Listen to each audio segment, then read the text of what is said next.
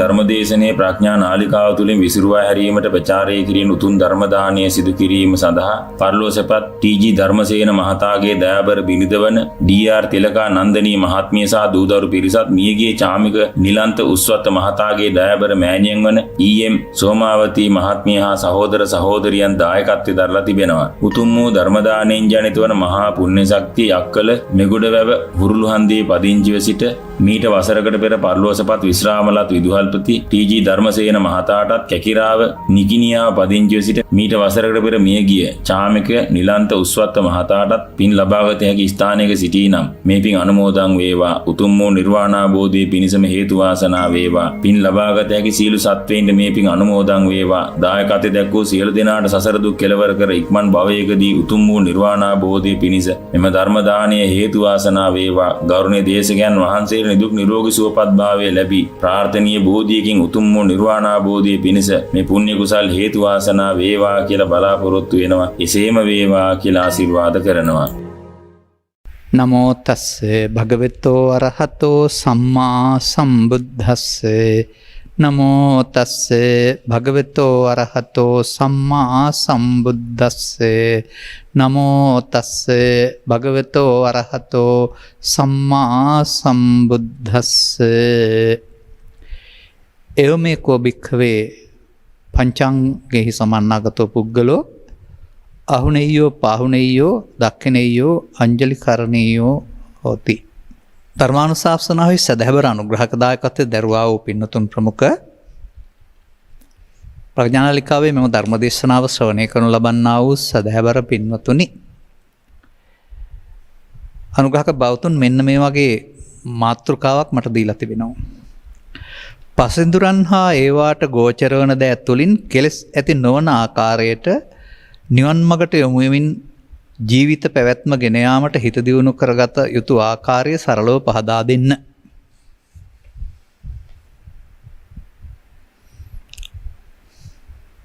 අංගුත්තර නිකායේ පංචක නිපාතයේ තියෙනවා අක්ඛම කියලා සූත්‍රයක්. යුද්ධයට ගිය ඇතා යුද්ධයට යන්න සුදුසු සහ නුසුදුසු බව පෙන්වලා තිබෙනවා. මේ ගති ලක්ෂණ ටිකම ආපහු ගලපලා පුද්ගලයෙකුගේ සසරට අහුවීම සහ සසරින් ගැලවීමට ගලපලා තිබෙනවා. මේ මාතෘකාව දකිනකොට මට මතක් වුණේ මෙයයි. එහි තිබුණ පාඩයක් තමයි අර මතක් කළේ මම. ඒක කෙටියෙන් කතා කරලා අපි යමු මේ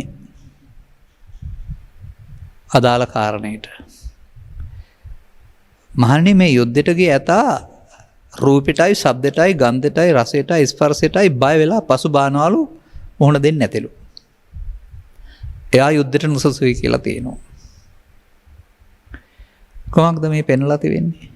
මේ පෙන්ලා තිබෙන්නේ ඒ කාලේ තිබිච්ච යුද්ධයේ ඇත්තස්පරිය බල මපා බල ශ්‍රී සේනානේ. ඇත යුද්ධයට ගිය ඇතා ඇත්තු දැක්කහම එතකොට ඒ ඇත්තුන්ට බය වෙලා යුද්ධයට මසු බසිනවා. ඒක තමයි රූප කියලා පෙන්වලා තිබෙන්නේ. යුද්ධයට ගිය ඇතා කාහල නාදයේ සක්කන්ද බෙරහඬ ඇහලා යුද්ධයට යන්නේ නැතුව පසුබදිනවා. යුද්ධයට ගිය ඇතා ඇත් ඉවල එහෙම තියෙනා වූ ගුරුගන්ධය දැක්කහම ඒවට බය වෙලා පසුබසිනවා. එතකොට යුද්ධයට ගිය ඇතාට දවස් දෙකක් තුනක් කෑම හම්බුනේ නැහැ කියලා මන් දෝත්සාහි වෙනවා. එහෙම ඉන්නත් වෙනවනේ සමහර විට. හමුදා බටේ ඉන්නේ කෑම නැතුව. යුද්ධයට ගිය ඇතා කඩු පහරවල් හරි ඊතර පාරවල් හරි වැදිලා යුද්ධෙන් පසුබසිනවා. එතකොට එයා යුද්ධයට නුසුදුසුයි. අර බලන්න රූප, ශබ්ද, ගන්ධ, රස, ස්පර්ශ පහ ඇතකොට ගල්පලා තියෙන හැටි. නමුත් ඇත්තු දැකලා බය වෙන්නේ නැත්නම්, කාහල නාදයට තැතිගන්නේ නැත්නම්, ගන්ධය දොර දුවන්න හේතුවක් වෙන්නේ නැත්නම්, ආහාර අඩුණයි කියලා පසුබසින් නැත්නම්, හිතල පාරකින් ඇතෙක් මැරෙන්නේ දරන්නේ නැත්නම්, එහෙනම් ඒ යතා යුද්ධයට සුදුසුයි. එවමෙකෝ භික්ඛවේ යන්නේ වගේ. මේ සසර ගමනේ පරදින්න හේතු වෙන එක කාරණයක් තියෙනවා. සසර ගමන පරාජය කරන්න තව කාරණයක් තියෙනවා.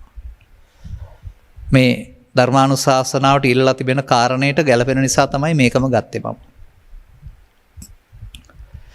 දැන් එතාට රූපේ ශබ්දේ ගන්ධ රස ස්පර්ශය කිව්වා වගේ අපටත් මේ ලෝකේ ජීවත් වෙනකොට අපි ගැන මේ ප්‍රධාන වශයෙන් කතා කරන්නේ. අපටත් පංචකාමයේ කියලා එකක් හම්බ වෙනවා ළමා කාලෙම.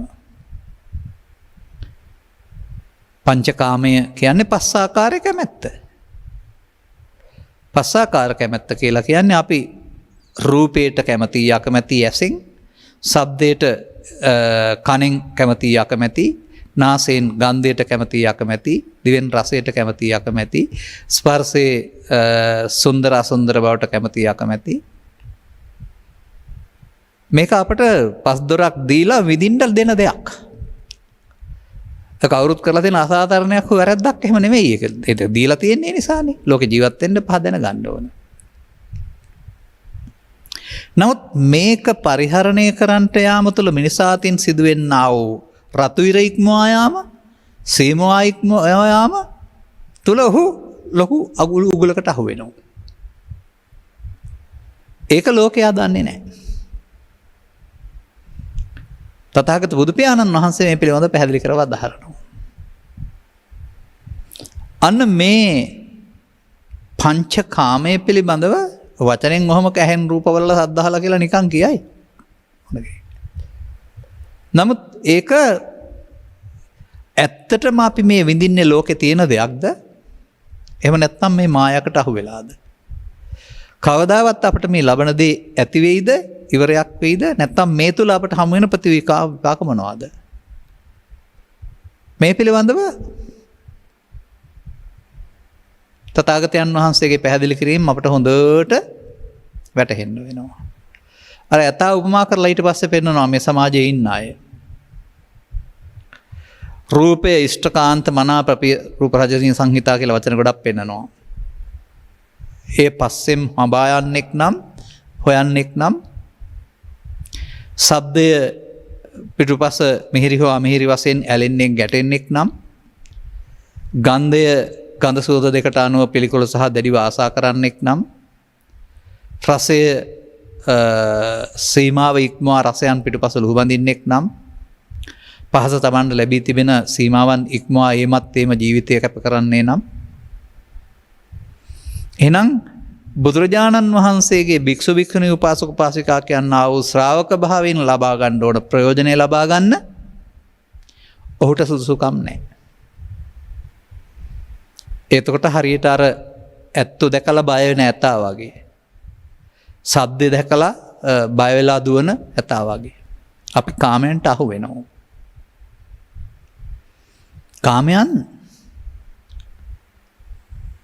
කාමයක් නැත්තේ නෑ, කාමයෙන් සැපතක් නැත්තේ නෑ. මේකට කාම සුඛයයි කියනු ලැබේ කියලා පෙන්වලා තිබෙනවා.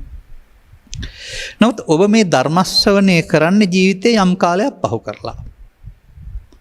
ස්වභාවයෙන්ම ඉන්දියානු සමාජයට වඩා නූතන සමාජය ඉන්දියානු සමාජයේ රූපවාහිනිය ගුවන්විදුලිය තිබුණ නැව නැටුම් ගැයුම් ටිකක් විතරක් තියෙන්නේ නැතිනේ. ඒ ගමේ නගරයේ තියෙන ටික විතරනේ. ඔය පෙන්වන්නේ මත්පැන් පානය කරපු සාද තිබුණ හැම කියලා. අද ඔබට අන්තර්ජාලය ඔස්සේ මොනවද බලන්න බැරි? මොනවද ගෙදරට ගෙන්න ගන්න බැරි? අර සිනමා ශාලාවකට අසභ්‍ය දර්ශන දෙන්නකට එහෙම ගියොත්නේ හංවඩු ගහන්නේ එහෙම කෙනෙක් කියලා. නමුත් අද ඒ පහසුකම් ඕනෑ තරම් ගෙදර තියාගෙන බලන්න පුළුවන්. එහෙනම් මාධ්‍ය දියුණුව කියන එක අර පණිනරිලොන්ඩ ඉනි බැන්දා වගේ වැරදි පැත්තට යන්න ඉන්න මනුස්සයට නැහෙන්නම පාරක්. දැනටත් ඔය එළි වෙන්නේ එක එක ඔය Facebook ඔස්සේ ගොස් අමාරු වැටුණු අයගේ කතන්දර. අපි මේවා පාවිච්චි කරලා ලෝකෙට ධර්ම දේශනා කරනවා. Facebook එකත් පාවිච්චි කරලා අපි ධර්ම දේශනා කරනවා. Zoom තාක්ෂණය ඔස්සේ අපි විවිධ රටවල ධර්ම දේශනා කරනවා. අපි ඒක යොදාගන්නේ මොකටද? තථාගත බුදු පියාණන් වහන්සේ දේශනා කළ ධර්මයේ හොයනාට ධර්මයේ දෙන්න. ඒ මාධ්‍යද වැරද්ද තියෙන්නේ. භාවිතේ නෙවෙයිද? භාවිතේ වරදක් තියෙන්නේ. ඒ වගේ කම්සු වල නෙමෙයි වරද තියෙන්නේ. බුදුරජාණන් වහන්සේ ධර්ම දේශනා කරන්න ඇස් පියාණන් ඉන්න කියලා හැම. අර පාරසාරිය බමුණ තමයි ඇසෙන් රූප නොදක සිටිය යුතුයි කනෙන් ශබ්ද නාසා සිටිය යුතුයි කියලා 아무තු භාවනාවක් දේශනා කරවා කියලා තියෙන්නේ. තථාගතයන් වහන්සේ එහෙම නෙවෙයි උනවැරද සිදු නොවෙන්න අලුතෙන් වරදක් සිදු නොවන ආකාරයක් කරුණු පැහැදිලි කරනු ලබනවා. එහෙනම් අපි තේරුම් ගන්න ඕනේ එදාට වඩා අද ටිකක් මේවා පහසුකම් වැඩි. අපි ළමා කාලේ පටන් මේවට අපි දකින විදිහට ඒවා ඇත්ත කියලා අහු වෙලා ඉන්නේ. ඒ කියන්නේ තවත් දෙයකින් කියනවා නම් එළියේ තියෙන රූපයක් තමයි අපි දකින්නේ ඒක තමයි රස විඳින්නේ. එළියේ තියෙන ශබ්දයක් තමයි අපි ඒක තමයි රස විඳින්නේ. ඒ විදිහට ඒවා බාහිර ලෝකේ තියෙන දේවල් වශයෙන් අපි ඒවා රස විඳිනවා කියන අදහසින් තමයි අපි මේවා කරන්නේ. ඒ වගේම ඒක තමයි සාමාන්‍යයෙන් බහුතරයක් හිතන්නේ ඒක තමයි ලෝකේ ලබන්න තියෙන සැප. ඒකයි කාම සුකල්ලි කානු යෝගෝ. ඇලී නැවත නැවතත් ඒ සුඛෙහි ඇලී නැවත නැවතත් වාසය කිරීම. ඔබට මතක නම් ඔබේ මව්පියන්ගේ ජීවිතේ ඔවුන් සැප කියලා ඇහුවේ මේ ඉන්ද්‍රිය පහේ සැපත නෙවෙයිද? ඔවුන් පරලෝ ගියා. ඔබ මේක ළමා කාලේ අද දක්වා හොයනවා නේද? එතකොට හොයනවා 100%ක් හමු වෙන්නේ නැහැ. අතෘප්තියෙන් ජීවිතය අතහැර දමනවා. මේක නිරණම. ඔව්. නමුත් සිදුහත් තාපසතුමාට නැත්නම් සිදුහත් කුමාරයාට අපට වඩා වැඩි වෙන්න පුළුවන් එදත්.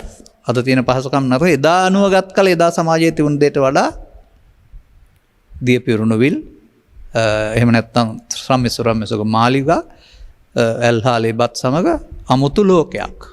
පිට ලෝකයක් දකින්න නැති විදිහට. නමුත් ඒ ඉන්ද්‍රිය ගෝචර සැපත Taman හේව් සැප නොවන බව ඒකේ අර අතෘප්තිය තුළ. කැමදාම ඒක හම්බ වුණාට එතනින් එහාට ඒක යමක් නැති බව තේරුම් ගන්න තරම් බෝසත්වරයෙකුට නුවණ තියෙනවා. නමුත් වර්තමානයේ යමක් කමක් හරි හම්බ කරගන්නකොට ධන දහන්නේ තියෙනකොට හවසට සූදුවට යන එක නැත්නම් හොටෙල් එකට යන එක නැත්නම් ඩාන්සින් වලට යන එක කැම් වේලකට යන එක ආදී දේවල් වලට එහා ලෝකයක් දකින්න නැති අය ඉන්නවා. ඒකයි ඉන්ද්‍රිය ගෝචර සැප පිටපස ලුහු බදිනවා කියලා. ඒකට දියුණු වෙන විද්‍යාවත් තව උල්පන්දම් අල්ලනවා. දැන් මගේ ළමා කාලය තුල මම ගුවන්විදුලි අන්තරේ 1965 විතර මං හිතන්නේ අහන්න නැත්te 64 විතර 60 විතර. එතකොට ශබ්දේ විතරයි. දැන් රූපේ ශබ්දය දෙකම තියෙනවානේ. අනේ වගේ පහසුකම් එන්න වැඩි වෙනවා. එතකොට ඒ පැත්තට ඇලෙන ඇදෙන ස්වභාවය සිත එහෙමයි. සිතේ ස්වභාවය පැත්තට ඇදෙනවමයි. ඉතින් මෙන්න මේකට ඇලිලා ගැටිලා තමයි සමාජ ජීවත් වෙන්නේ. එයින් කොටසක් අවබෝධය ලබා දී ගලවා ගැනීම ධර්මදේශකින් වහන්සේලා කරන්න ඕන කාරණයක්. එහෙම නැත්නම් ඒ පැත්තටමයි යන්නේ. ඉතින් මේක නැවත නැවත මතක් කර දීමෙන් දහම් පාසල තුල මතක් කර දීමෙන් පාසල මතක් කිරීමෙන් විශයක් වශයෙන් බුද්ධ ආගම ඉගැන්වීමෙන් අර පාපයට වැටෙන්න තියෙන කාරණා පාලනය කරලා ටිකක් හරි නවත්ත ගන්න බලවන්. නමුත් කොරෝනා වසංගතය ඇවිදින් දරුවන් ගෙදර හිර කරනවා. දහම් පාසල් යන්නත් නැහැ, පන්සල් යන්නත් නැහැ, මොකක්වත් නැහැ. දැන් ඒ ඇසුර දකින්න නැති වෙන්න තියෙන ඇසුර ඔස්සේ තව ටිකක් එහාට යන එක. ඒ නිසා ආධ්‍යාත්මික වශයෙන් ගත් කල මේක බණහන අයට ඇරුණාම ගෙදර ඉඳන් බණහන අය ගොඩක් ඉන්නවා. ඒගොල්ලොන්ට යහපතක් වෙන්න ඇති. නමුත් අර පරිණරිලෝන්න ඉනිමක් තිබ්බා වගේ නාට්‍යම සංගීත සම්දර්ශන බලන්න තියෙන අයට ඒවා ගෙදර ඉන්න ඕන හැම දාලක් දෙනවනේ ඕන තරම්. ඒ පැත්තට පාර වුණා. එමයි වෙලා. ඒ නිසා මේකත් යහපත් විපාක ගත් අයත් ඉන්නවා, යහපත් විපාක ගන්න අයත් ඉන්නවා. දැන් බුදුන් වහන්සේ වදාළ පරිදි මේක තේරුම් ගන්න ගියාපුවම අපිට වඩා වෙනස් ක්‍රමයකින් උන්වහන්සේ මේක පෙන්නනවා. බලන්න මේ ගාථාව සංකප්ප රාගෝ පුරිසස්ස කාමා නේතේ කාමා යානි චිත්‍රානි ලෝකේ. සංකප්ප රාගෝ පුරිසස්ස කාමා තිට්ඨන්ති චිත්‍රානි තතේව ලෝකේ. අතෙත්ත දීරාවිනි අන්ති චන්දති. ඔන්න නිබ්බේධික සූත්‍රයේ ධම්මපරියාය තියෙන එක. අපි හිතුවට මේ විඳින්නේ බාහිර ලෝකේ දේවල් කියලා තථාගතයන් වහන්සේ වදාහරනවා පුරුෂයාට ස්ත්‍රයාට කාමය කියලා කියන්නේ තමන් හිතෙන් හදාගත්ත සංකල්පයක්. සංකල්ප රාගයක් තියෙන එකක් නෙමෙයි. අර විචිත්‍ර වූ වස්තුන්ගේ රූප ශබ්ද ගන්ධ ඇති කාමයක් නැතලු. ඒවා හැමම තියෙනවලු. ඒවා රූප නැහැ, ශබ්ද නැහැ, ගන්ධ නැහැ කියලා විදර්ශනා කරලා හදන්න ඕනේ නැහැ, බල්ලා නැහැ කියා. අතෙත්ත දීරා ඥානවන්තයෝ තමන්ගේ සිත මේ ඡන්දයෙන්, චන්ද්‍රාගෙන් මුදවා ගන්න ඕන කියලා පෙන්වලා තිබෙන්නේ. මට මතකයි මගේ ළමා කාලය තුල මට ඇහෙනවා විකට ස්වරූපයේ ගී පදයක්. සිත බැඳුනා මර්ගේ සිත බැඳුනා ඒ ජෝඩුව දැකලා සොබනා. එතකොට අන්න කතාව ආවා සිත බැඳුනා. ජෝඩුව වෙනයි සිත බැඳීම වෙනයි. එනිසා මේ සංකල්පය කියන්නේ මොකක්ද කියලා හොයාගන්න වෙනවා. එතකොට සංකල්පය මගේ කය විඳිනවද? කවුද මේ විඳින්නේ? හොයාගන්න වෙනවා. එහෙම තමයි මේ ඉන්ද්‍රිය අසංවරය සහ ඉන්ද්‍රිය සංවරය තේරුම් ගන්න ඕනේ. ඉන්ද්‍රියන පදයට ඉන්ද්‍රිය කියන පදයට දෙන්නේ ප්‍රධානත්වය කියන එක. රූපයට ප්‍රධානයි, ශබ්දයට ප්‍රධානයි, ගන්ධයට ප්‍රධානයි, රසයට ප්‍රධානයි. එතකොට පරිණාමය විසින් පස්දොරක් දීලා තිබෙන්නේමත් ලෝකෙ මේ තියෙන දේවල් පස් ආකාරයෙන් හඳුනාගෙන කළමනාකරණය කරගෙන ජීවිතය ගෙන යන්න තමයි. පිළිකුල් කරන්න හරි කැලේට ගිහින් ඉන්න නොබලා ඉන්න හරි නෙමෙයි. ඒ පිළිකුල් කරන එක හරි ඔබ කියන භාෂාවෙන් නොබලා ඉන්න එක හරි මේවා නිසයි මගේ සිතේ හැඟුම් උපදින්නේ කියලා තේරුම් ගත්ත අය ඒවා නොගැටෙනකොට හැඟුම් උපදින්නේ නැහැ කියලා දෙයක් තේරුම් අරගෙන නොගැටීමෙන් සිත සංසුන් කරගෙන ඉන්න ක්‍රමයක් හොයාගත්තා. ඒක බුද්ධ කාලයට පෙර ආතෝ හොයා ගැනීම. මෑතදිත් මට කතා කරපු කෙනෙක් ඕක කිව්වා. ඔහුට තේරුණයි කියලා මේ හම්බ වෙනකොටනේ මේ දේවල් මේ සිත ඇතුලේ ඇවිස්සලා එන්නේ. හම්බුනේ නැත්නම් ප්‍රශ්නයක් නැහැ කියලා. අන්න ඒ විදිහට සිතට වෙනත් අරමුණක් ගැනීමෙන් හෝ ගැටෙන්න අදාළ කාරණා නැති පරිසරයකට යාම තුළ දැන් පොයට පිළිල් සමාදන් වීම තුලත් අර gedara dore තියෙන අප්‍රසන්න පරිසරයෙන් නිදහස් වෙනවා. වන්දනා ගමනක් යාම තුලත් අප්‍රසන්න පරිසරයෙන් නිදහස් වෙනවා. කාර්යාලීය අප්‍රසන්න පරිසරයෙන් නිදහස් වෙනවා. අනේ වගේ අපිට වෙනත් පරිසරයකට ගියාපුහම පරණ පරිසරයේ පස්දොරට ගැටෙන්නේ නැතුවම ඒවැය පවතිනා වූ අප්‍රසන්න භාවයන් උපදින්නේ නැහැ. අන්න සමාජයේ මේවා බලමින් ඉඳලා ඒවා උපදින්නේ ගැටෙනකොට එතකොට තමයි සිතේ මේ පීඩනයේ තියෙන තේරුම් අරන් වනාන්තරයට ගියාම ওই මලක් පේනවා ඇරුණාම එතකොට අන්න අර ගැටෙන්නේ නැති නිසා සිත සංසුන් බවක් දැනෙනවා. ඕක ඔබ ඉන්න පරිසරය අතහැර අලුත් පරිසරයකට ගියාම සාන්ත බවක් තේරෙයි ඔබට. නමුත් ඒකෙන් තේරුම් ගන්න ඕන ඒ Tamanගේ සිත සාන්ත වෙලා නෙමෙයි. රුවන්වැලි සෑයට ගිහින් වාඩි වෙලා ඉන්නකෝ. ටිකක් වෙලා යනකොට දැනෙන්නේ නැද්ද කියලා 아무තු සංසුන් බවක්. ඉතින් ඒක භූමියේ තියෙන වැදගත්කම කියලා සමහරට ඓතිහාසික අගය ගැන සලකලා එහෙම නැත්නම් ඒක මොකක් හරි කාරණයක් යොදන්න පුළුවනි. නමුත් ඔබේ ලෝභ දේශ මොහ උපදින්න රූප ශබ්ද ගන්ධ රස ගැටෙන්නේ නැත්නම් එතන තියෙන සංසුන් සාන්ත පරිසරයේ පූජනීය පරිසරයේ ඔබට සිතේ සංසුන් බවක් ලබා දෙනවා. ඒ සංසුන් බව අර හැඟීම් උපදින්න නැති නිසා. නමුත් මේ හැඟීම් ටික ළමා කාලේ ඉඳලා අපි එන්න පඩිපෙලක යනකොට පඩිය ඉහළ යනවා වගේ පොඩ බලවත් කරන් තිබෙන්නේ. ඔබ හිතලා බලන්න. ඔබේ ලදරු කාලේ අද තරම් ඔබට තරහවද? ಜಾති ආගම් කුල ප්‍රශ්න තිබුණාද? ඔබට අල්ලන්නේ නැති ಜಾති තිබුණාද කියලා? ඔබ කොතරම් අවංකව මව්පියන්ට උත්තර දුන්නාද? ගුරුවරුන්ට උත්තර දුන්නාද කියලා? ඔබට මොකක්වත් සංගවන්න ඕනකමක් තිබුණාද කියලා? අද ධර්ම ශ්‍රවණය කරනකොට ඔබ ඉන්නේ ජීවිතේ යම් කොටසක් ගත කරලා. මේක තුල බාහිර ලෝකයේ ඔබට හමුවන ගැහුණාට ඔබේ සිත තුළ ඊට අදාළ ප්‍රතිචාර දැක්වීම විශාල ප්‍රමාණයක් තම තමන්ට ආවේනිකව තියෙනවා. ඒක එකම දෙයක් සම්බන්ධයෙන් 10 දෙනෙකුගේ ආකල්පය 10ක් වෙනකොට ඒ එකම දෙයි තියෙන්නේ කියලා හිතන්න. ගීතයක් සම්බන්ධයෙන් හෝ රූපයක් සම්බන්ධයෙන් හෝ දූර්යන් සුවඳ ගඳ සම්බන්ධයෙන් හෝ ලෝකයා දරන ආකල්පය අරන් බලන්න. ඒක අපට අප්‍රසන්න ගඳක් නිකුත් කරනවාද? ඒ ගන්ධය ප්‍රසන්න අප්‍රසන්න වශයෙන් අපි ඇලී ගැටී තියෙනවාද? එහෙමයි මේක හොයන්න ඕන. එතකොට එහෙමනම් තථාගතයන් වහන්සේ වදාහරන්නේ සත්වයා යනු අපි පුද්ගලයෙක් වශයෙන් එක්කෙනෙක් වුණාට ඇසයි කනේ නාසයේ දිවේ කය සිතේ පහක එකතුවක් පහෙන්ම වැඩ කරන කෙනෙක්. මාරුවෙන් මාරුවට. එතකොට අපි සතුට ලබනවා කියන එකේ ශාස්ත්‍රීය අර්ථය ඇසකරනාසේ දිවකය කියලා දොරවල් පහක් මිනිස්සුන්ට තිබෙනවා. දොරවල් පහට සිත පිහිටනවා. සිත රූපයේ, ශබ්දයේ, ගන්ධයේ, රසයේ ආස්මෙන් සතුට විඳිනවා. අර පස්පොලකින් එකට එළිය ඇතුල් වෙන්න දරලා එක තැනකට කේන්ද්‍රගත කළොත් එහෙම ඔක්කොම වැටෙන්නේ ඉතිරේට. පස්පොලකින් ආවට. ඒ වගේ මේ රූපයේ, ශබ්දයේ, ගන්ධයේ, රසයේ, ස්පර්ශයේ පස්පොලක් තථාගතයන් වහන්සේ වදාරන්නේ මේ පස්පොලට හිත පිහිටනවා, සිත අරමුණු රසය විඳිනවා. කය විඳිනවත් නෙමෙයි, ඔබ විඳිනවත් නෙමෙයි. සිත.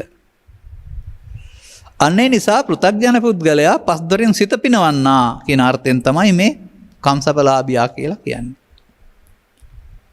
නමුත් සිතේ හැටි කොහොමද? සිත කියන එක නිකන් මේ පැය ගණන් තියන්න පුළුවන්, හැමදාම තියන්න පුළුවන් එකක් නෙමෙයි. ඔබත් ඔය සතුටුදායක අවස්ථාවල කියන්නේ අපට හැමදාම මෙහෙම ඉන්නේ නැත්තම් කියලා. නමුත් ඒක ආපහු සතුට අවසන් වෙනවා, දුකකින් කෙලවර වෙනවා, නැත්තම් තව තැනකට යොමු වෙන්න වෙනවා.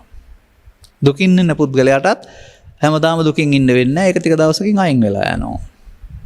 මේ නිසා අපි පාවිච්චි කරන්නේ මව් කුසින් බිහිවි මරණාසන්නය දක්වා එක කයකින් ආහාර අරගෙන කයක් වශයෙන් එකක් වශයෙන් පෙනුනට කය තුළ ක්‍රියාත්මක වෙනා වූ සිත හටගන්න ගමන් නැසන නිරන්තරයෙන් බාහිර ප්‍රසාදකවලට අනුව වෙනස් වෙන දත්ත එකතු කරගන්න එකක්.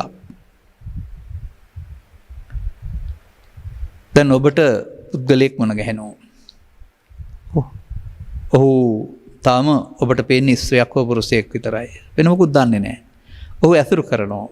ඇසුරු කරාම ඔහුගේ තියෙන යහපත් ගති ලක්ෂණ උදව් උපකාර කරනකොට ඔබේ හිතේ පැහැදීමක්. ඔබ දැන් ඔහු කෙරෙහි පැහැදීමකින් ඉන්නවා. පැහැදීමකින් ඉඳලා ඊට පස්සේ ඔහු ඔබට වංචා කරනවා. ඊට පස්සේ පැහැදීම අපැහැදීමක් බවට පත් වෙනවා. පුද්ගලයා ආරයමයි. පැහැදීමත් ඔබ ළඟ, අපැහැදීමත් ඔබ ළඟ. ඔබේ සිතේ නෙමෙයිද මේක වෙන්නේ? ඒ නිසා අපි පුද්ගලයව ඇසුරු කිරීමේදී ඕනෑවට වඩා විශ්වාස කරන්නත් ඕනේ, සැක කරන්නත් ඕනේ. ඔහුගේ හැටි ඔහු ළඟ තිබුණාවයි අපි මේ පිළිබඳව මතයක් ගොඩනගා ගන්න ඕනේ නැහැ හොඳ හෝ නරක කෙනෙක් කියලා. මොකද පෘථග්ජන සමාජයේ පුද්ගලයෙකුට අර කටුස්ස වර්ණ වෙනස් කරනවා වගේ චරිත වෙනස් කරන්න පුළුවන්. එකක් කියලා එකක් කරන්න පුළුවන්. මෙන්න මේ විදිහට අපි තේරුම් ගන්න ඕන පස්දොරට හමු වෙනකොට අපි දකින්නේ ඉදිරියෙන් රූපයේ, ශබ්දයේ, ගන්ධයේ, රසයේ අම්මා තාත්තා කීවාට ඇත්තටම ඒ උදව්වෙන් අපි හිතේ හදාගත්තා වූ මනාපේ, අමනාපේ, ප්‍රත්‍යක්ෂයේ මතය තමයි අපි දකින්නේ. මේක තමයි බුදුන් වහන්සේගේ සොයා ගැනීම. ඉතින් ඕක දවල්ට තේරෙන්නේ නැහැ. දවල්ට අම්මමයි දකින්නේ, තාත්තමයි දකින්නේ, යකෙක්මයි දකින්නේ, එහෙම නැත්නම් කියලා කියනවා. නමුත් මේක මම පැහැදිලි කරන තැනක් තියෙනවා. ඔබ මේ පස්දර වසා ලින්දට යන්න. දැන් ඔබ බාහිර ලෝකෙත් එක්ක සම්බන්ධයක් නැහැ. ඔබ කසිප්පු පෙරක්නෙක් නම් කසිප්පු පෙරලා විකුණයි. ඔබ උදව් කරන්නෙක් නම් උදව් කරයි. ඔබ වංචනිකයෙක් නම් වංචා කරයි. ඔබ දේශපාලනඥයෙක් නම් දේශපාලනය කරයි. ඔබ ධර්මදේශකයෙක් නම් බණ කියයි. මේ බාහිරින් ගත්ත එකම නේද සිතුවිලි ඔස්සේ යන්නේ. ඒ සිතුවිලි ඔස්සේ යන ලෝකයේ දුක සැප විඳින්න අවුව වැස්ස පින්න බාහිර ලෝකෙ මොකක්වත් ඕනේද? ඒක බොරුවක් කියලා තේරෙනවද? ඔබ නින්දක්ගින් එළිවෙනතුරු නින්දක් දැක්කොත් ඒකට අදාළ සැප සතුට සේරම ටික ස්වාභාවිකවම තියෙනවා. මේක හීනයක් කියලා තේරෙන්නේ නැහැ නේද? ඒ කියන්නේ ඒකෙන් තේරුම් ගන්න ඕන පස්දර නැතුව සිතට එනකොට ඒකේ ඒ දේවල් තියෙනවා. බාහිර ලෝකේ කියන්නේ පස්දරේ උදව්වෙන් සිතට එන එක. අන්න ඒකයි මේ බුදුහාමි පෙන්වන්නේ මේක සිතමයි. දැන් එහෙනම් අපි සිත මොකද කරලා තියෙන්නේ? සිත ඇහැට කනට නාසයට දිවට කයට පහට බෙදලා. සිත ලාභාලාභ සැප දුක් විඳා ප්‍රශංසා අටට බෙදලා. සිත පව්පින් ධාන තව තුනකට බෙදලා. ඔන්නෝක තමයි සිතේ මිනිසා ඇති කරගත්ත විවිධත්වය.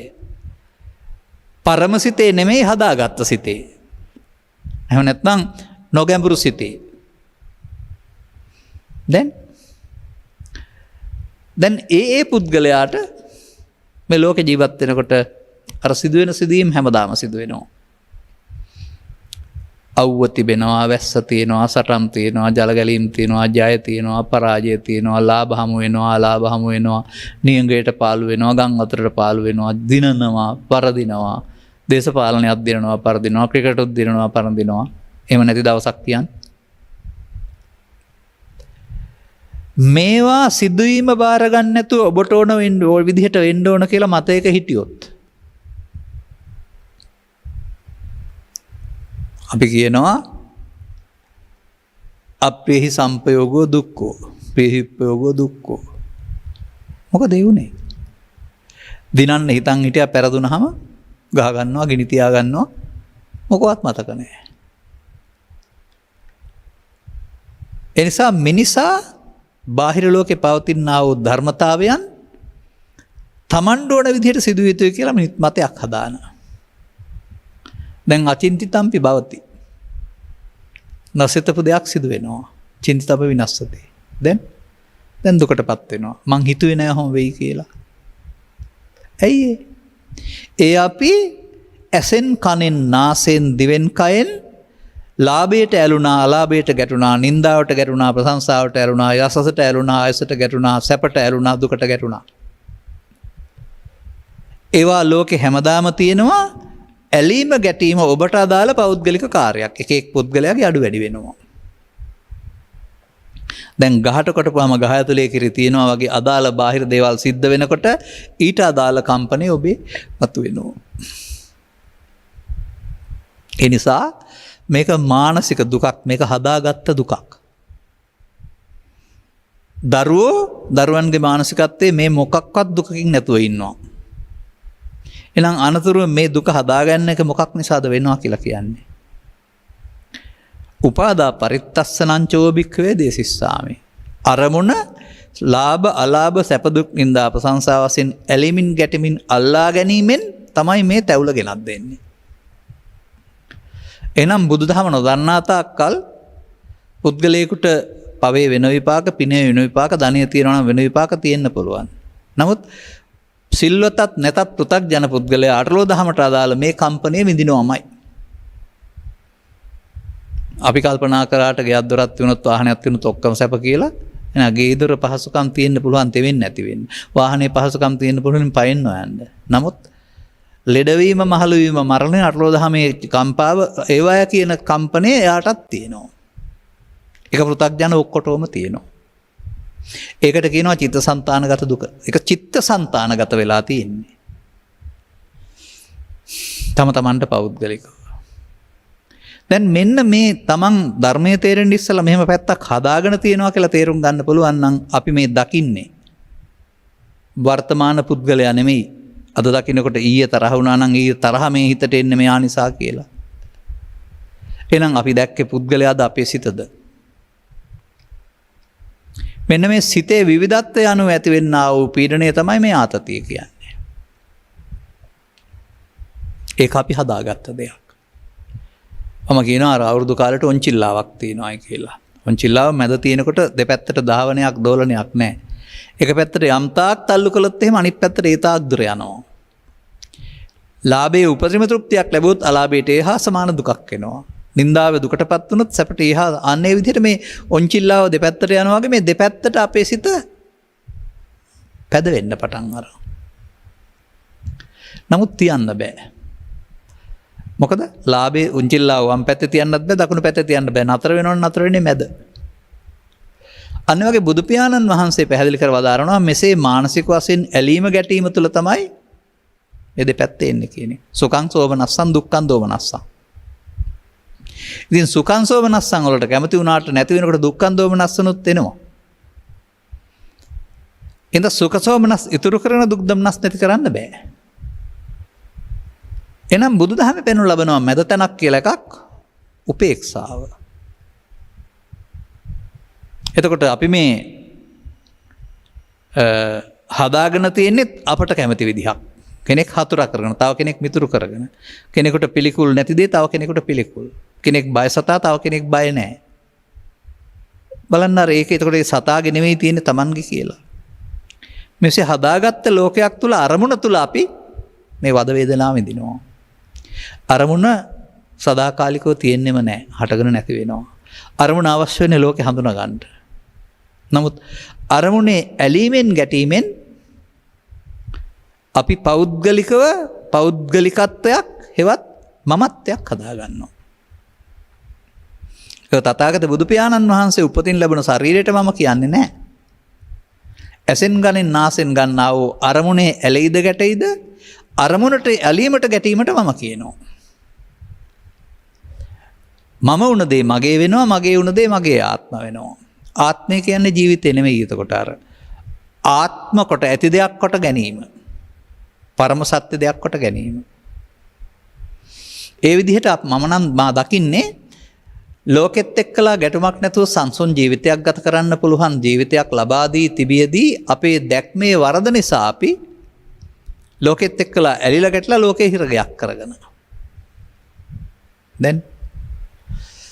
දැන් අපි කවුද මේ පස්දරට අදාළ කාරණාවලදී ප්‍රතිචාර දක්වන්නා වූ යුද්ධයට යන්න දන්නේ නැති ඇතෙක්. දැන් එහෙනම් යුද්ධයට යන්න දන්න ඇතෙක් වෙන්න පවතින්න වෙනවා. තව ටිකක් එහාට තේරුම් ගන්න බලන්න මේක මම කියන්නේ. එතකොට අපි මේ සැපත විඳින්නේ අරමුණෙන් අරමුණට සිතින් සිතට යන්නේ.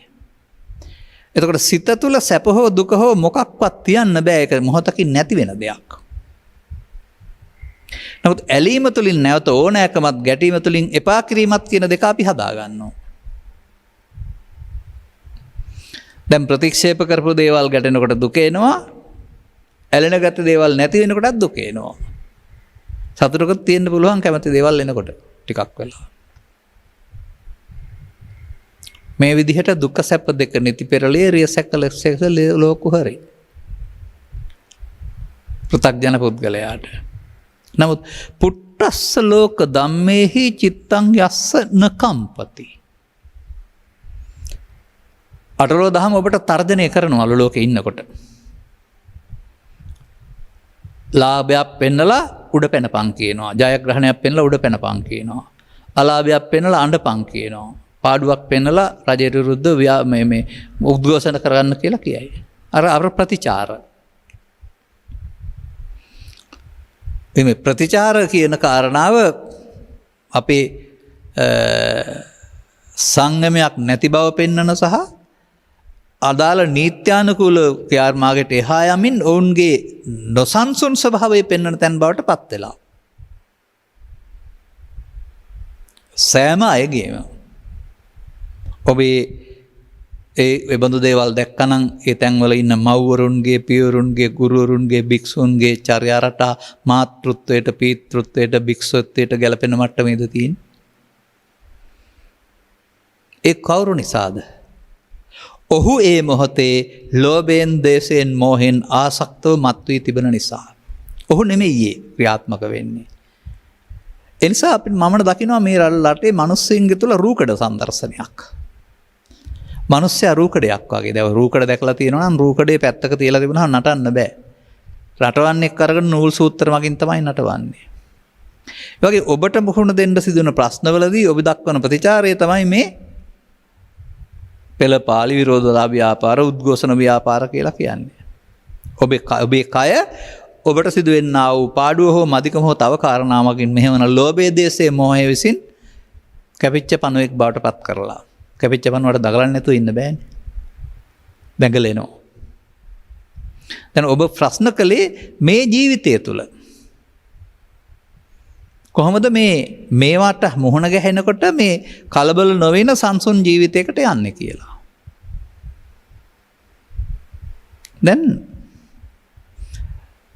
කෙනෙකුට අර අසංවේදී වීම තුළ දැන් ඔය පාතාල ලෝකේ මිනිහ මරුම් කරලා දුකක් නැතුව ඉන්නවා. අසංවේදී වෙලා බීමත්කමෙන් හරි පස්සේ කාලෙක මතුවෙන්න පුළුවන් අසරණ වෙනකොට.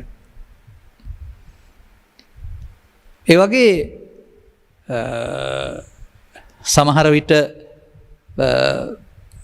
බිරිඳ සැමියාගෙන් ගුටි කන බිරිඳක් නම් උදාහරණයක් විතරයි මං කවුරුත් දැනගෙන නෙමෙයි කියන්නේ. අන්තිමට අර කබරයට ගැහුවට ගාණක් නැහැ වගේ ඔරොත්තු දෙන තැනට තද කරගන්නවා හිත. එහෙම දරා ගැනීමේ හැකියාව අපි කියන්නේ කබරයට ගහනවා වගේ කියලා. එතකොට කබරයක් කියලා ලස්සන සතෙක් හිටියා ගම්බදව කොන්දේ මල් තියෙන ඇඟේ. එයාට හයියෙන් යන්න බෑ. එයාට වලිගය කියලා එකක් තියෙනවා. ඒකෙන් තමයි අනිත් ඇයට ගහන්නේ. නමුත් ඔය ළමයි එයාගේ යන්න බැරිව දැනගෙන කොන්දට ගහනවා. එයා ඒකට ඔරොත්තු දෙන්න ශක්තිමත් කරගන්නවා. කොච්චර ගැහුවත් රිදෙන්නේ නැති විදිහට. එහෙම අසංවේදී වෙන එකක් නෙමෙයි මෙතන පෙන්වන්නේ. මෙතන පෙන්නනවා මේ අරමුණ හටගෙන නැතෙන්න අතරතුර අපි අල්ලා ගැනීම කියලා දෙයක් කරනවායි කියලා. අතින් අල්ලා ගන්නව නෙවෙයි. අර ලාභය හොඳයි අලාභය නරකයි සැප හොඳයි දුක නරකයි කියලා ආන්නේ ඇලෙන ගැටෙන එකට තමයි අල්ලා ගැනීම කියලා කියන්නේ. අල්ලාගත්ත ගමන් මම බවට පත් වෙන්නේ මයන්නයි නෙමෙයි කය නෙවෙයි. ලාභය මම හොඳයි. අලාභය මම නරකයි. සැප මම හොඳයි. දුක මම නරකයි. සිතට එන දේ මම කොට ගැනීමෙන් මිනිසාට දුකටපත් වෙන්න සිදු වෙනවා කියලා බුදුන් වහන්සේ වදාහරනවා. එහෙනම් අපට හටගත්ත ගමන් නැසෙන සිතක් තිබියදී අපි අල්ලගන්න එක කරගත්ත වැරැද්දක් නේ.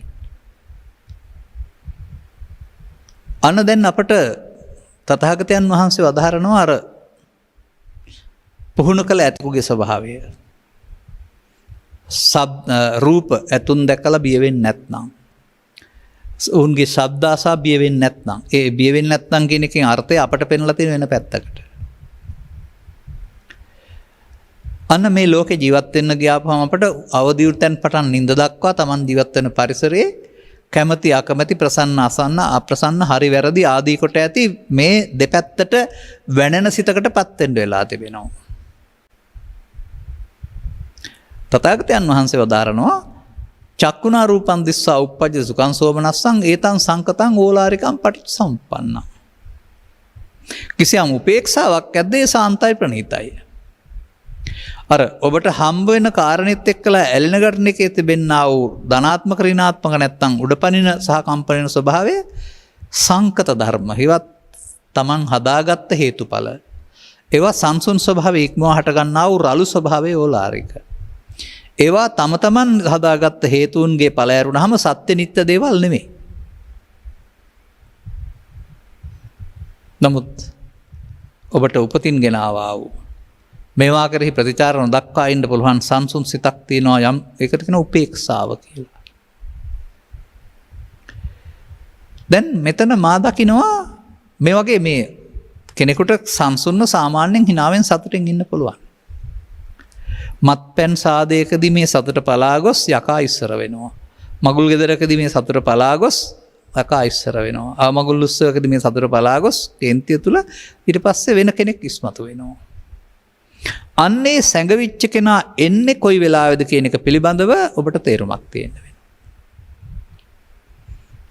තම තමන් යම් ආකාරයක වෙලාවක් ආවායුක කියලා තියලා තිබෙනවා නම් වෙලාව එනකොට මෙයා එනවා. මෙන්න මේ සංගවාගත්ත සතුරා එන බව දැක ගන්නට ඔබට නුවණ තියෙනවා නම් මේ සතුරාට ඉඩ නොදී සතුරා පරාජය කරන්නට තමයි බුදුරජාණන් වහන්සේ උපේක්ෂාව පෙන්වලා තිබෙන්නේ. අරක අතෑරලා උපේක්ෂාවටපත් උපේක්ෂාව උහුරු කරලා තියෙන්න වෙනවා අල්ලා නොගැනීමෙන්. මේ උපේක්ෂාව කියන්නේ හදාගත් එකක් නෙමෙයි. ඒක පෙන්නනවා සුන්දරයි ප්‍රණීතයි කියලා. අර ඇලීම සතුටක් වුණාට ගැටීම දුකක් වුණාට ඇලීමයි දෙකයි තමයි නැති තැන තියෙන තව සතුටක් තියෙනවා. ඇලීම වේදිත සුවය ඇලෙන්නේ නැති ගැටෙන්නේ නැති එක වේදිත සුවය. එහෙම තේරුම් ගන්න වෙනවා. එහෙනම් ඔබට ඔබ මවක් නම් පියෙක් නම් ගුරුවරයෙක් නම් ස්වාමියෙක් නම් සේවකයෙක් නම් ඒ තැන් ආයතනවලදී කරන්නා වූ රාජකාරීන්ට අදාළවමයි ඔබේ මේ සංසුන් සිත නොසන්සුන් බවට පත් වෙන්නේ. ඔබ එකට කියනවා නේද මගේ යකා මගේ මාරයා ගෙන්නන්න එපයි කියලා. ඔබද මාරයා ඔබේ කයද මාරයා. ලෝභය දේශේ මොහේ මාරයා නේද? ඇයි ඔවුන්ට ඔබේ සිත තුළ නවාතැන් දුන්නේ? ඔවුන් බෝඩින් කාර්යෝ. ඔබේ හිතේ බෝඩින් වෙලා ඉන්නේ දැන්. බෝඩින් වෙලා හිටියට හතුරෝ. ඔබේම ඇද හොයමින් එළියට දාන්න හදන්නේ. මම උදාහරණයක් වශයෙන් පෙන්නනවා ඔබට නිවසක් තියෙනවා. ඒකේ කාමර කීපයක් තියෙනවා ඔබ කුලියට දීලා පිටස්තරායට. අයිති ඔබට. මේ ආපු අය මේක ඇතුළේ ඉඳලා ඔබේ පවුලේම දුර්වලකම් හොයලා ගමට කියනවා. එතකොට හතුරෙද්ද මිතුරෙද්ද මේ ඉන්නේ හතුරෙද්ද? ඒ වගේ ඔබ ළඟ මේ දුර්වලකම් ටිකක් පදිංචි කරලා ඒවෙන් වද දෙන්නේ මේ ලෝභය දේශේ මොහ නැමෙත හතුරානේ. ඔවුන්ට ඔබ ඉඩදී බලවත් කරන්නේ නොදන්නකම නිසානේ. රාග වේපුල්ලං, දෝෂ වේපුල්ලං, මොහ වේපුල්ලං. වේපුල්ලං කියන්නේ බලවත් වෙනවා, විපුලත් වෙනවා. කුමක් නිසාද? බාර අරගෙන ප්‍රතික්‍රියා දක්වන්න ගියොත්, එකට එක කරන්න ගියොත්, නිහඬව නොඉන්න ගියොත්, එතකොට බාර ගැනීමෙන් මමත්වයේ මම නිකන් ඉන්න කැමති නෑ. ඒ මම මයන්න මමත් නෙමෙයි, මම කතා කරන මමත් නෙමෙයි, ඔබේ ලෝභය, ද්වේෂය, මෝහය නැමැති මම දිනන්නමයි කැමති. අනිත් අය පරාජය කරන්නමයි කැමති. රිදුම් කන්න කැමති නෑ, රිදවන්නමයි කැමති. අන්න එහෙම දුර්වලකමක් ඔබ ළඟ පවතිනවා. මේ දුර්වලකමට අනුව ගත් කල ඔබට ඇසෙන් කනෙන් නාසෙන් දිවෙන් කයෙන් හම්බ වෙන පරිසරය හැම විටම අකමැති, අප්‍රසන්න, අප්‍රසාදයේ අවුස්සන තැනක් බවට පත් වුණොත්, උදේ සිට රෑ වෙනතුරුම ඔබ කියන්නේ කනක් ඇහිලා ඉන්න නෑ, හැක්පෙන්ලා ඉන්න බෑ, හිත ඇවිස්සෙනවා කියලානේ. පන්සලට ගියාම හරි වෙන තැනකට ගියාම හරි ටික දවසකට ඒක නැත්තේ මොකක් නිසාද? සිත ඇවැස්සෙන ස්වභාවය නැති නිසාද? ඒකට අදාළ කරුණු ගැටෙන්නේ නැති නිසාද? ඔබ අසා තිබෙනවද පරිලහ නිරේ උදාහරණය මගේ? තථාගතයන් වහන්සේ වදාහරනවානේ. පරිලහ නම් නිරයක් තියෙනවලු. එහෙම එකක් පොළොවට තියෙනවා කියලා නෙමෙයි වෙන්නනේ උපමාවක් මේ. ඒ උපමාව තේරුම් ගන්න ඕන අපි ළඟට මේ ගලපලා තියෙන්නේ කියලා. ඒකේ ඉන්න අයට උදේ සිට රෑ වෙනතුරු ඇහැට කනට නාසයට දකින්න හම්බ වෙන අප්‍රසන්න, පිළිකුල් සතුටක් උපදවන්න නැතිම හැඟීම්වලු තියෙන්නේ. දැන් දවස පුරාම යා කොහොමද ඉන්නේ? අප්‍රසන්නව, අමනාපයෙන්, නොසන්සුන්නුනේ. ඒ මොකක් නිසාද? පස්දොරට ගැටෙනකොට උපදින්න අදාළ කැළඹීමක්, කම්පනයක් හදාගත්ත නිසා. ඔබට තේරෙනවා ජීවත් වෙන්න ගිහින් ලෝකෙත් එක්කලා ඇලෙන්න ගැටෙන්න ගියාම තමයි මේ අවුල තියෙන්නේ කියලා. ඒ නිසා බුදුන් වහන්සේ වදාරනවා ප්‍රසන්න අය සමගත්, අප්‍රසන්න අය සමගත් එක් නොවන්න. එක් නොවන්න කියන්නේ යාළු වෙන්න එපා කියන එක නෙමෙයි. ඇලෙන්න එපා කියන එක ඔය පෙන්වන්නේ. ඔය අතේ දුරින් තියා ගන්නවා කියලා කියන්නේ. අන්න ඒ විදිහට අපිට මේ දෙපැත්තට වැඩෙන මතධාරී බව ටිකෙන් ටික ගණන් නොගෙන ඉන්න. මරණයකදී මරණය අදාළ කටයුතු කරනවා, අඬන්නේ නැතුව ඉන්න. මංගල උත්සවයේදී මන්ද උත්සවයේ කටයුතු කරනවා, උද්ධාමයටපත් නොවෙන්නේ ඕනවට වඩා. අන්න ඒ විදිහට අපි මේ දෙපැත්තට යනවට වඩා ඊට වඩා චිත්ත අභ්‍යන්තරයේ හටගත්තා වූ සංසුන් බවක් මේ හිතින් හදාගන්න එකක් නෙමෙයි විදර්ශනා උපේක්ෂාව කියන්නේ. ඒ සාන්තයි, ප්‍රණීතයි. මේකේ බැඳීම පවතිනවා, අරකේ බැඳීමක් නැහැ. දැන් මේ ඇලීමේ ගැටීමේ සසරට බැඳීම පවතිනවා. ඇලීම ගැටීම නැතුවම බැඳීමක් නැහැ. ඇලීම ගැටීමේ සතුට සංකත, අර උපේක්ෂාව සංකත කියන්නේ හේතුන්ගෙන් හට නොගත්.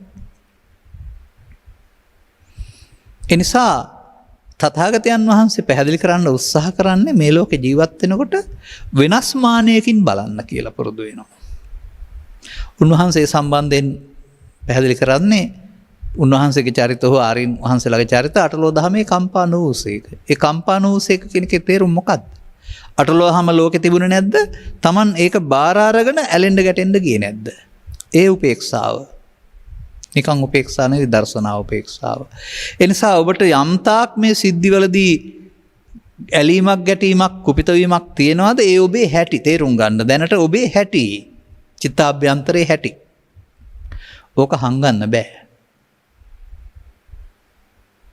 වන්දනා කිරීමක් තුළින්, පිරිත් කීමක් තුළින් ටික වෙලාවක් මගහැරලා බලනවා. චිත්ත සමාධියක් තුළින් ටිකක් වෙලා ඒක හිතට එන්නේ නැති නිසා ඒක නෑ වගේ දැනෙන්න පුළුවන්. නමුත් මේ එන්න හේතු තියලානේ තියෙන්නේ. මේ බුදුන් වහන්සේ වදාරන්නේ ඔබ දර දාලා තියෙන ගින්දර තිබ්බම ඇවිලෙනවා. ගිනි ගන්න නැති වෙනනම් දර නැති වෙන්න එපායි. ඒ නිසා ඒකට කියනවා දුකට හේතුව තණ්හාව කියලා. අනේ විදිහට චිත්ත අභ්‍යන්තරේ ලෝභයෙන් දේශයෙන් මොහෙන් අපරුණ අපරිසුදුවහම තමයි මේ දුක් ගින්න තියෙන්නේ. දැන් ලෝභක්කය, ද්වේෂක්කය, මෝහක්කය නිබ්බානං තමයි උපේක්ෂාව කියන්නේ. එනිසා මිනිසා Taman සතු උපේක්ෂාව වසාගෙන ගොඩාක් නිවනින් ඈතට ගිහින් ලෝභයෙන් දේශයෙන් මොහෙන් වැඩි වෙනවා කියලා කියන්නේ අපි කියන රාග වේපුල්ලම්, දේශ විල්ලම්, මේ මොහ වේපුල්ලම් කන කමෙන් බලවත් වෙනවා. එහෙනම් නිවීමෙන් ඈතට යම්. පෘථග්ජන පුද්ගලයා නිවීමෙන් ඈතට යමින් ඉන්නවා බුද්ධං තරණං ගච්ඡාමි කියා. එතකොට අය ප්‍රතිපදාව ඒවා කෙරෙහි ඇලීම ගැටීම හෙවත් මමත්වෙන් ගැනීම නිසා සිදුවෙන දෙයක්. ගත කර ජීවිතේ කොපමණද බලන්න ඔය එක තමයි කළේ. දැන් ආපහු යන්න පටන් ගන්න. ඒවාෙහිදී නොහොඳ නෝක් අඩු වී ප්‍රකාශ කරන්නට යාම තුළ නොහොඳ නෝක් අඩු වෙනවා, අර්බුද ඇති වෙනවා, දුරදිග යනවා, ගැටුම් දුරදිග යනවා, ගෙදර ගිහින් සැනසෙල්ල ඉන්න නැහැ. ආපහු කල්පනා වුණාමත් හරි. අතහැරලා දාන්න පුළුවන් නම් පුද්ගලයාම නාප වෙන්නෙත් නැහැ, ගෙදර ගියාම කරදරයක්වත් නැහැ. ඒ කියන්නේ මේ සිතට එන දේවල් අල්ලාගෙන අවසන් කිරීම, අල්ලා නොගෙන අවසන් කිරීම කියලා දෙපැත්තක් මිනිස්සුෙකුට කරන්න පුළුවන්. මොකක්ද අල්ලාගෙන අවසන් වීම කියන එක එහෙම කියන්නේ නැතුව වෙන විදිහකට ගන්නවා නම්. ලාභයේදී ඇලෙමින්, අලාභයේදී ගැටෙමින්, මෙසේ ඇලෙමින් ගැටෙමින් ඒවට මමත්වයේ එකතු කොට තබා ගැනීම. තියෙනවා නම් හොඳයි, කැමති නම් නැත්නම් එපා. තියෙනවා නම් හොඳයි හෝ නැත්නම් එපා හෝ නෙවෙයි. ලෝක ජීවත් වෙනකොට මේ සියල්ල මුණ ගැහෙනවා. හොඳ දේ කැමතියි කියලා තියාගෙන හරියන්නෙත් නැහැ. නරක දේ අකමැති වෙලා හරියන්නෙත් නැහැ. දැන් බුදුන් වහන්සේගේ චරිතය උන්වහන්සේට සියලු දෙනා දායක පිරිස් ස්වාසස්ථාන පිණ්ඩපාතේ හැමෝම බොහොම හර්ධාවෙන් ආදරයෙන් ගෞරවයෙන් පිළිගන්වනවද? හැම දිනාගෙම හැම ලැබුණාද? නෑ. තත්‍රේව මුණ්ඩක, තත්‍රේව සමනක, තත්‍රේව වසලක තිට්ඨා හිති කියපොයත් හිටියා. සමනයන් නීච මහාන මුඩු මහාන ඔහම හිටු. උන්වහන්සේට වැඩම කරලා දන් පිළිගන්නන්න පෙළ ගැහිච්ච අය හිටියා. යනකොට ලිංග වලට පිටුරු දාලා පොල් එලි දාලා වහපු අය හිටියා. එතකොට ඒ දෙකේදී මට සැලකිය යුතුයි, මට නිඳා කරන එක හොඳ නෑ කියන සංකල්පයක් හිටියොත් තමයි රිදෙන්නේ. ඔව් මිනිස්සුන්ගේ ක්‍රියා. ඒ වගේ අවුවැස්ස පින්න අටලෝ දහම ලෝකේ ක්‍රියා. ජය පරාජය ලෝකේ ක්‍රියා. මම මේවා බාර ගන්න නැත්නම් පිටින් සාමාන්‍යයෙන් අලකොලේට වතුර වැටෙනවා වගේ. අලුත් කෙහෙල් කොලේට වතුර වැටෙනවා වගේ. වතුර වැටෙනවා නමුත් ලෙස්සලා ගිහින්. අන්න ඒ විදිහට චිත්තාභ්‍යන්තරය තුළ හුරු කරගන්නා වූ අල්ලා නොගැනීම නැමැති ගති ලක්ෂණයක්. ඒ ඔස්සේ පන්නන්න නැති ගති ලක්ෂණයක් හුරු කරනකොට අර වැඩමින් ආපු පැත්ත ආපහු යන්න පටන් ගන්නවා. මම කතා කරන්නේ මෙතෙක් කතා කළේ ධර්මයට අදාළ මොනම වචනයක්වත් මේකට ගන්න නැතුව සරල සිංහලෙන්. දැන් වචන ටිකකුත් එකතු කරගන්න ඕකට. ඔය ඇලෙන ගැටෙන කාරණා ටික තමයි අටලෝ දහම කියන්නේ. නැත්නම් සංඛාර ධර්ම කියන්නේ. සිතේ උපදින අදහස් ටිකට. මේ වගේ ඇලෙනවට නමක් තමයි අபிසංකාර කියන්නේ. අபிසංකාර පදේ ගත්තහම මේ ඇලීම ගැටීම විස්තර කරනු ලබන්නේ පිනට ඇලීම, පිනට ගැටීම, පවට ඇලීම, පවට ගැටීම, ධානයට ඇලීම, ධානයට ගැටීම. ධානයට නම් ගැටෙන අය නෑ. හොඳ නම් ඇලෙන අරකන් ගැටෙන. යම් කිසි දෙයක ආස්වාදයක් තියෙනවා නම් ඒක හොඳයි කියලා ඇලෙනවා. ඒක දුකක් නම් ඒක එපා කියලා ප්‍රතික්ෂේප කරනවා. ඒ දෙකේදීම මමත්වෙන් ගැනීම හෙවත් අල්ලා ගැනීම තියෙනවා. අන්න තැවුලගෙන දෙන කාරණාව. ඔබට මේ අටලෝ දහම නේද චක්‍රේ නවත්තන්න බෑ, පෙරලෙනවා. ඔබ හතරක් නවත්තන හතරක් ප්‍රතික්ෂේප කරන්න හදනවා. ඒකම නේද මේ ගැටලුව. පෙරලන එක පෙරලෙන්න අරින්න. එකකවත් ඇලෙන්නේ ගැටෙන්නේ නැතුව. එතකොට අර ඇලීමෙන් ලබන සතුට වෙනුවට ගැටීමෙන් ලබන දුක වෙනුවට ඇලීමත් නැතිවීමත් නැති තව තැනක් තියෙනවා. ඒක ඇලීමට අයිතිත් නැහැ, ගැටීමට අයිතිත් නැහැ. ඒ තැන වහගත් එක තමයි අපි මේ කරලා තියෙන්නේ. ඒ නිසා පස්දර භාවනා මධ්‍යස්ථාන 5ක් තේරුම් ගන්න තමන් මෝන දෙන්නේ අතීතයක් තියාගෙන. ගැටෙනකොට තමන් කලබලයටපත් වෙන්නේ හො ඇලෙන්නේ ඒ හේතුව ඒක ප්‍රත්‍යක් විතරයි ඇතුළත තියෙන දේ ආපුහම කියලා. ඒ ටික ඉවර කරන්න ඕනේ ඇවිදින්ම. අර සමාධියක් හදන යට කරගෙන හිටියට හරියන්නේ නැහැ. ඇවිදින් අයින් කරන එකට උපන්න කුසල් දුරු කිරීම කියලා කියනවා. ඒකල ඇලිලා ගැටිලා අවසන් කරමින් ඉදිරියට නොතබන එකට නූපන්න කුසල් නූපදීම කියලා කියනවා. එහෙනම් යම් තාක්කල් මේ ක්ලේශයන් වැඩෙන කලාවේ ආවනම් ආපහු බහින කලාවේ යන්න ඕන. පුතග්ජන පුද්ගලයාට බහින කලාව තෙරෙන්නේ නැහැ. ඔහු ජීවිත අවසානයේ දක්වා වැඩෙන කලාවේ ඉඳ ඇලෙන කරුණ ළමා කාලේ දෙක නම් මැරෙනකොට 1000ක්. සද්ධර්මයේ වටහාගත්ත පුද්ගලයා එතකොට ඇලෙන කලාවේ ආරෝහණ ප්‍රතිපදාව නවත්තලා දැන් අවරෝහණ ප්‍රතිපදාව. ඇලෙන කරුණ 100 නම් දුක් 100යි අඩු කරන ගිහින් එකක්වත් නැත්නම් එකක්වත් නැති තැනට ආපහු යන්න පුළුවන්. මෙන්න මේ ආපහු යන එක තමයි ඔය පටිසෝතගාමිත්වය කියලා කියන්නේ. අල්ලා නොගැනීම කියලා කියන්නේ. අමඤ්ඤමානෝ කියලා කියන්නේ. භාවනා කරනවා කියලා කියන්නේ ඇත්තටම. දුකට හේතු නැති කිරීමෙන් දුක නැති වේ කියන එක. ඒ නිසා ඒකට පෙන්වන වදාරන්නේ අර සංසුන් ස්වභාවයක ඉන්න නොසන්සුන් වෙනකොට දැන් ඉන්න ඉස්සර හිටපු කෙනා නෙවෙයි. සංසුන් වෙනතුරු ප්‍රතික්‍රියා දැක්වීමෙන් වළකින්න. සංසුන්කම උපේක්ෂාව සාන්තයි ප්‍රණීතයි. ඒක ඔබට හම්ම වෙනවා ඔහොම යනකොට. චිත්තාභ්‍යන්තරයේ තියෙනවායි කියලා. අන්නේ අරමුණු වලින් යට කරන්න බැරි අරමුණු ඇලීමක් නැති මේ සංසුන් ස්වභාවය මේ ක්ලේශ ධර්මයන් ප්‍රහීන වෙන්න හිත ඇතුළේ තිබිලා හම්බ වෙනවා. ඒකට ධර්මය කියලා කියනවා. දැන් ඔබ ලාභේ අලාභේ සැප දුක් නිරාමතාවදී ලාභේ සරණ කරගෙන ජීවත් වෙන්න හදනවා. නින්දාව සරණ කරගෙන. අර උපේක්ෂාවට හුරුගත්ත පුද්ගලයා ඒ අටලෝ දහමේදී ධර්මයේ සරණ කරගෙන ජීවත් වෙනවා. ලාභය අලාභය සරණ කරගත්ත පුද්ගලයා අනුරාධන වැල්පෙනවා. ධර්මයේ සරණ ගත්ත පුද්ගලයාට අන්න පුට්ටස්ස ලෝක ධම්මේ චිත්තංගත්තන කම්පති. ඔහුට වෙනත් උපේක්ෂාවක් තියෙනවා මේ දෙකටම සැලෙන්නේ නැති. මේ සිත තුළ තිබෙන මතු කළගත යුත්තක් සහ දියුණු කරගත යුත්තක්. මේක හම්බ වෙනවා කවදා හරි දවසක ඔබට. ඒක කෙලස් යටපත් කිරීමෙන් ඈත් කිරීමෙන් එහෙම දෙයක් තියෙන බව දැනේවි. නමුත් යටපත් කරලා ඈත් කළා හරියන්නේ නැහැ. යලි ගන්න නොතේබීම තුලින් මේක හමු වෙනවා. මේක හමු වෙනකොට කියනවා ආනන්තරික සමාධිය ආරම්භය හමු වෙනවා කියලා. නැත්නම් සෝවාන් වෙනවා කියලා. ඒ සංසුන් භව ඉවටන පුද්ගලයා නොසන්සුන් භව ඉවත් කොට සංසුන් භවයේ ඉන්න උත්සාහ කරනවා. නොසන්සුන් භව සංගවා සංසුන් භවට පත් වෙන්න කැමති වෙන්නේ නැහැ. අනේකයි අපි කියන්නේ ජීවිත අවසානයේ දක්වා නොසන්සුන් භවක් හදාගත්තා නම් දැන් හදන්න වෙලාවක් නැහැ. නමුත් දරුවෙකුට තරුණයෙකුට නොසන්සුන් භව ටිකයි හදාන තියෙන තව කල් තියෙනවා හදාගන්න. එතකොට ඔහුට ජීවිතය තුළම නිවයක් හමු වෙනවා. එනිසා ඔබ ජීවිත වන පරිසරය හඳුනා ගන්න. ඒ පරිසරය තුළ ඔබට ගැටුම් ඇති වෙන ආකාරය පිළිබඳ කල්ැතුව තීරණයක් ගන්න. අම්මා සමගද, සහෝදරයා සමගද, දේශපාලනඥයා සමගද, ඉඩම් හිමිකරුවා සමගද, සේවකයා සමගද කල්ැතුව තේරුම් ගන්න. තමන්ගේ මායя එන්නේ මොනවා නිසාද? ඒ මොහොතට වෙනදා ක්‍රියාත්මක කළ ආකාරයෙන් පරාජය කොට දිනන්ට යන්නේ නැතුව සංසුන් වෙලා නිහඬ කරගන්න. ඊතා ඉක්මනින්. නොකිරීම කියන්නේ ඒකනේ. ලෝභ කිරීම, දේශ කිරීම, වෛර කිරීම. කිරීමෙන් තින් ප්‍රශ්නේ දුර දිග යනවා. අවේරේනච සම්මන්ති කියන්නේ නොකිරීමෙන් සංසිඳනවා කියන්නේ. මේවා මමත්වෙන් ගත්තම බලවත් වෙනවා නැත්නම් මේවා සංසිඳෙනවා, ඉවර වෙනවා. ඒ සංසිඳනවාට කියනවා උපසමය කියලා.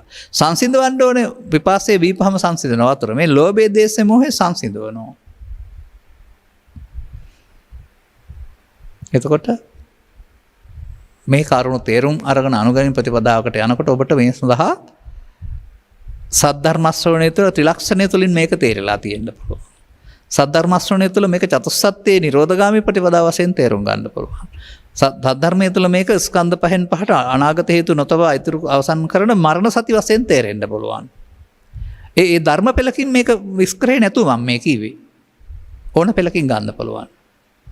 අනතුරු ඔබට අනුගමනීය ප්‍රතිපදාවක් තිබෙනවා. එදිනෙදා වැඩ කටයුතු කරගන්න ගමන්ම මේ අනුගමනීය ප්‍රතිපදාවේ ආපහු යන්න ඕන.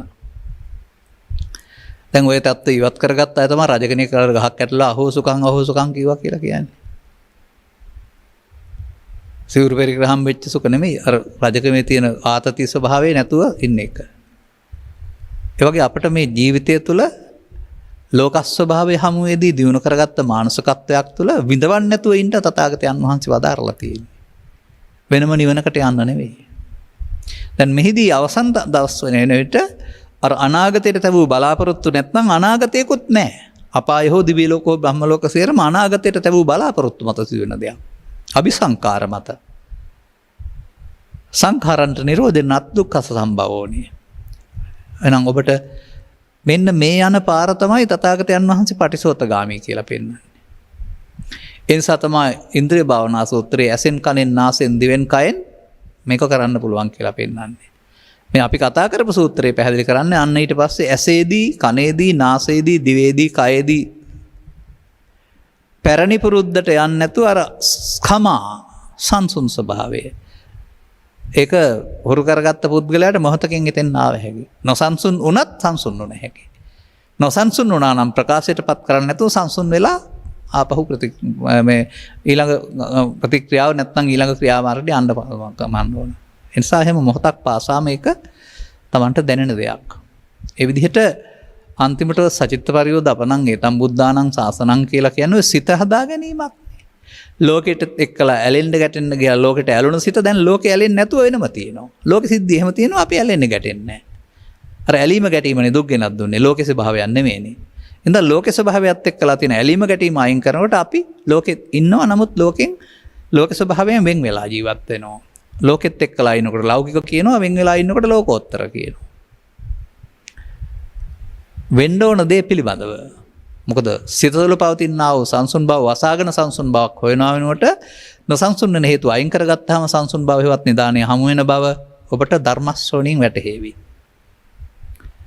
ධම්මස පාදා ගනිමින් කරුණු තේරුම් ගනිමින් මේ ඔබ ළඟ පවතිනා වූ මේ නිදාණය ස්වර්ණමය නිදාණය ඔබට හිමි බව තේරුම් අරගෙන ඒක විවර කරගන්න වසා දැමූ කොටස් ඉවත් කරගනිමින් මේක විවර කරගෙන ඒ නිදාණේ භුක්ති විඳින්න බුදුන් වහන්සේ මේ නිදානේ භුක්ති විඳින්න පටන් ගත්තා නිර්වාණය නැමැති නිදානේ අනිත් අයටත් ඒක උරුමයි මේ නිදානේ භුක්ති විඳින්න අවශ්‍ය අවබෝධය ලබා ගන්නට මෙම කරුණු පැහැදිලි කිරීම උපනිස් වේවා හේතු වාසනා වේවා කියන සුභාශිංසනයේ ප්‍රාර්ථනා කරමින් අපි ධර්මානුශාසනාව මෙසේ අවසන් කරනු ලබනවා. ධර්මානුශාසනාව සඳහා සදහැවර දායකත්වයේ දරා තිබෙන්නේ පරලෝසෙපත් ටීජී ධර්මසේන මහතාගේ දයාබර බිරිඳ වන ඩී.ආර්. තිලකානන්දනී මහත්මිය සහ දූදරු පිරිස. මේ පරලෝකීය චාමික නිලන්ත උස්සත්ත මහතාගේ දයාබර මෑණියන් වන ඊ.එම්. සෝමාවතී මහත්මිය හා සහෝදර සහෝදරියන්. ඔන්න දායකත්වයේ කොටස්කරුවන්. යකල්ල මෙගොඩවැව හුරුළුහන්දියේ පදිංචිව සිට මීට වසරකට පෙර පරලෝසැපත් විශ්‍රාමලත් විදුහල්පති ටීජී ධර්මසේන මහත්මයාටත් කැකිරාවේ කීනියාව පදිංචිව සිට මීට වසරකට පෙර මේ පරලෝකීය චාමික නිලන්ත උත්සත්ත මහතාටත් විශේෂයෙන් සඳහන් කරන්නේ පින් ලබාගත හැකි ස්ථානයක සිටී නම් මේ පින අනුමෝදන් වෙත්වා. ඒ ජීවිතේ සැපවත් වී එයින් චුත වෙන දවසකදී මිනිසත් බව ලැබී සදහම් මසා උතුම් වූ නිර්වාණාබෝධය මං පෙත් පියවර කරගන්න හේතු වේවා. පින් අනුමෝදන් විය හැකි සියලු සත්වයෝ පින් අනුමෝදන් වේවා. දායකත්වයේ දරූ සියලු දෙනාට සතර දුක් කෙලවර කර ඉක්මන් භවයකදී හැකිනම් මේ භවයේදීම නිර්වාණාබෝධය පිණිසම ධර්ම දානයෙන් කරුණු පැහැදිලි කිරීම අනුගමනීය ප්‍රතිපදාවක් බවට පත් කර ගන්නට අවශ්‍ය අවබෝධය ලැබේවා. දේශකයන් වහන්සේටත් නිදුක් නිරෝගී සුවපත් භාවය ලැබී ප්‍රාර්ථනීය බෝධියකින් උතුම් නිර්වාණ බෝධිය පිණිස හේතු වේවායි ප්‍රාර්ථනා කරනු ලබනවා. ධර්ම දේශනා කරවා ගැනීමෙන් ධර්ම ශ්‍රවණයෙන් දායකත්වයේ දැරීමෙන් ධර්ම දාණයෙන් යන කරගත්තා වූ ආනිසංසයන් මත පිහිටා පරලෝසෙපත් ඥාති වර්ගයා ගෞරවයෙන් සිහිපත් කරන්න උපහාරයක් වේවා. ඔබ ළඟ පින් අනුමෝදන් වී හැකි ආකාරයක් තිබේ නම් අනුමෝදන් කරන ඉදිරියේ සූපත් කරගනිත්වා. මතු භවකදී මිනිසත් බව ලැබ සිදක්ෂණ තිලක්ෂණයේ ගැඹුර වටහාගෙන නිවන මං පෙත් විවර කරගනිත්වා. ධර්ම ශ්‍රවණය කළ ඔබ හැම අනුග්‍රහක බවතුන් ඔබ හැම දෙනාට මේ පැහැදිලි කළා වූ කරුණ ඔබේ ජීවිතය තුළට එකතු කරගන්නට ලැබීම තුළින් අතහැරීම කියලා කතා කරන්නේ අම්මා තාත්තා නෙමෙයි මෙන්න මේ ලෝභ දේශ මොහයන් බව තේරුම් කරගෙන ඒවා අතහැරීමෙන් ලබන්න පුළුවන් වුණා වූ මේ සාන්තෝ උපේක්ෂාවට හිමිකම් කියන නිවන සැනසෙන ජීවිතයකට හිමිකම් කියන්න හේතු වේවායි සාදු කියලා ප්‍රාර්ථනා කරගන්න. සබ්බිහිතයෝ විවජ්ජන්තු සබ්බ රෝගෝ විනස්සතු මාතේ බවත් අන්තරායෝ සුඛී දීඝායුකෝ බව හැම දෙනාටම තෙරුවන් සරණයි. දේශක්ඛයෝ නිබ්බානං